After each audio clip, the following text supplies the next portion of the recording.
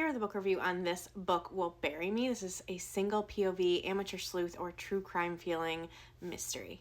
We're going to be following main character Jane, who has recently lost her dad and is looking for some purpose. She finds a group of amateur sleuths on the internet and starts helping solve cases.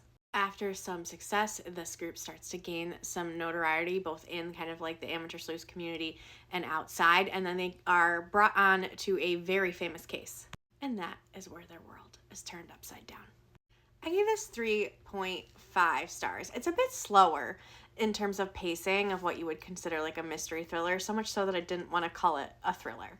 This is definitely more of like that police procedural feeling type of book, but these are amateur sleuths, and those just aren't my favorite in like the mystery genre. Much prefer like a thriller or psychological book. I do think the twists were good. It just took quite a bit to get there, but my biggest thing, I probably could have been persuaded to give this 3.75 stars, but I took it down 0.25 stars because this is absolutely based on a real, like, true crime case. And at least in the audiobook, from what I could tell, there was no, like, preface or author's note at the end or anything, like I said, at least on the audiobook, that, like, told you this was going to be inspired or takes from a real life case. And so that just gave me the ick.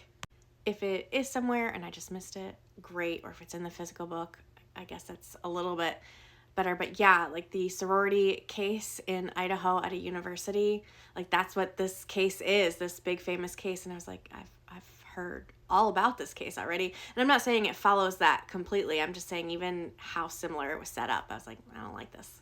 So was I entertained? Yes. Did I enjoy the characters and the twists? Yes. Do I think it's well written? Yeah, other than it's a little more slower paced than I would have liked. But I feel like if you can get past the idea that this is based on a real case, then you will enjoy this.